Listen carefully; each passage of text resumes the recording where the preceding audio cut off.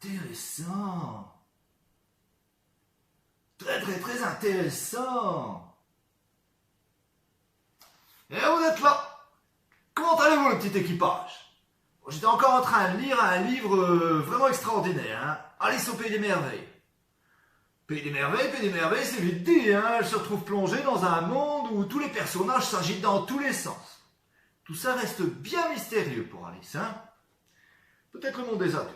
Alors, mais écoutez, bienvenue dans notre 18e escale. Regardez bien, nous approchons du Mexique, alors encore une fois un petit coucou à nos passagers clandestins de Mexico, Martha et Sylvain. N'hésitez pas à embarquer.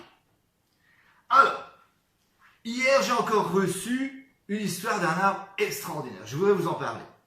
C'est Yanis qui nous parle d'un saule pleureur qu'il a connu depuis qu'il est tout petit.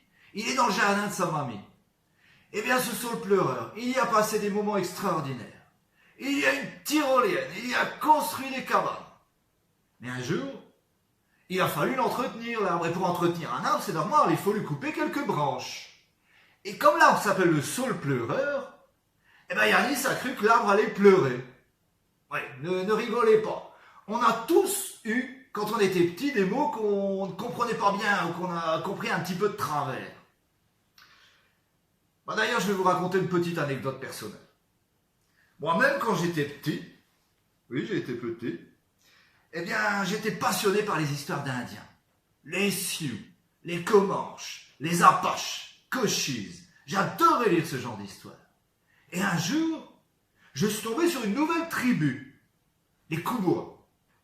Alors je n'arrêtais pas d'épater mes copains à leur raconter des nouvelles histoires avec les Koubois qui seraient la tribu d'Indiens la plus extraordinaire, la plus féroce, la plus combative, la plus extraordinaire. Et j'ai épaté tout le monde avec mes Koubois par-ci, Koubois par-là, etc.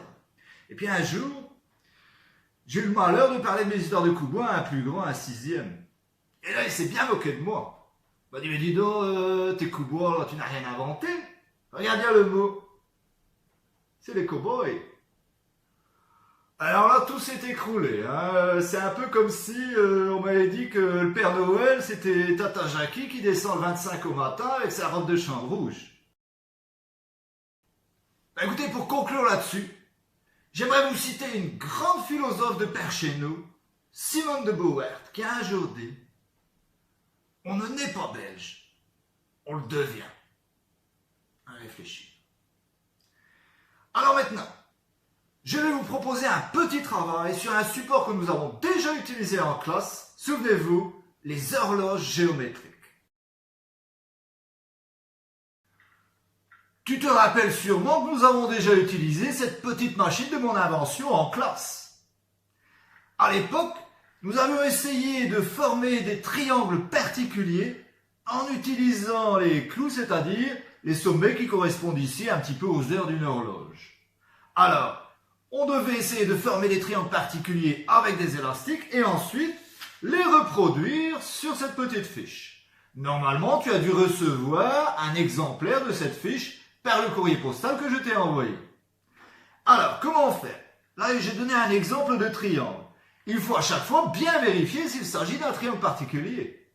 Alors, vérifier, c'est-à-dire vérifier les longueurs des côtés, peut-être vérifier les angles. Alors ici, je soupçonne qu'il y a un angle droit.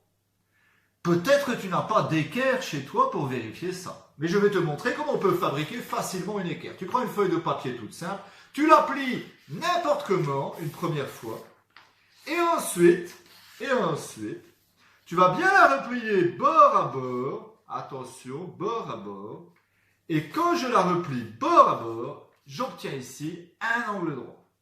Et maintenant, je vais pouvoir vérifier qu'effectivement, j'ai bien un angle droit sur l'un des sommets de mon triangle. Il s'agit donc d'un triangle rectangle.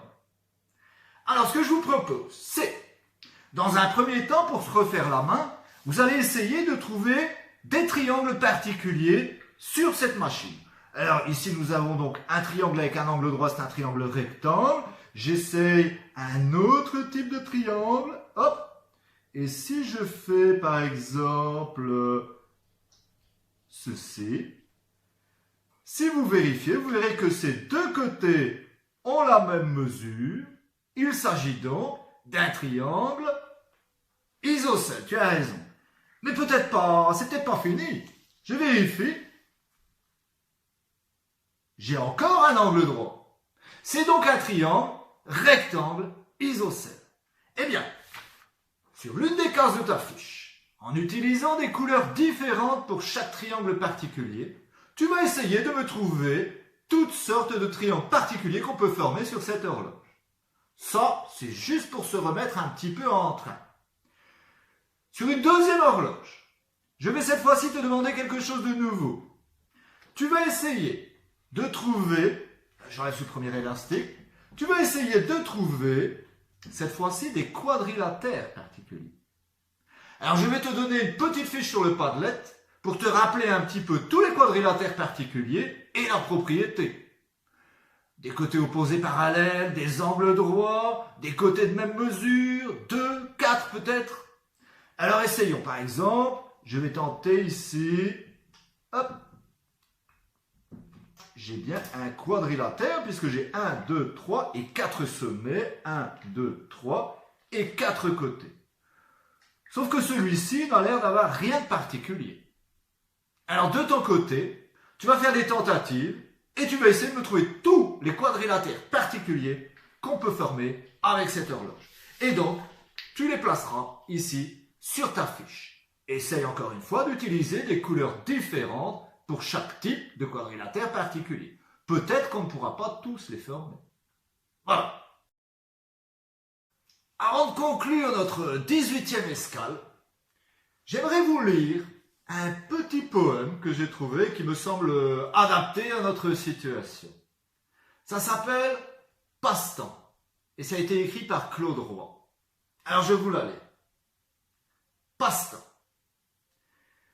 Tous ces gens qui ont tant à faire, qui ont des rendez-vous urgents, un agenda, des tas d'affaires, mais où vont-ils donc ces gens bougeants? Pourquoi courir, se mettre en nage? Pourquoi s'essouffler constamment? Les gens tranquilles sont plus sages qui regardent passer le temps. Alors comme d'habitude, je vous demanderai si vous le souhaitez de recopier cette poésie. Alors si vous n'avez pas votre cahier de poésie chez vous, vous pouvez le faire sur une feuille simple. Et comme d'habitude, j'aimerais bien que vous l'illustriez avec un petit dessin de votre invention. Voilà. Alors maintenant, il est temps de passer au rappel du travail à venir. Pour vendredi, tu vas essayer de tracer des triangles particuliers et des quadrilatères particuliers sur ton horloge géométrique. Je te propose également de recopier et d'illustrer la poésie Passe-temps de Claude Roy que je te fournirai sur le Padlet. Enfin, quelques exercices de grammaire pour savoir distinguer les compléments de phrase et les compléments de verbe. N'oublie pas que tu as jusqu'à jeudi pour retrouver les 3 villes pour lesquelles Pamélie t'a donné des indices. Écoutez, il ne me reste plus qu'à vous souhaiter une agréable fin de journée. Et n'oubliez pas, quoi qu'il arrive, gardez la frite.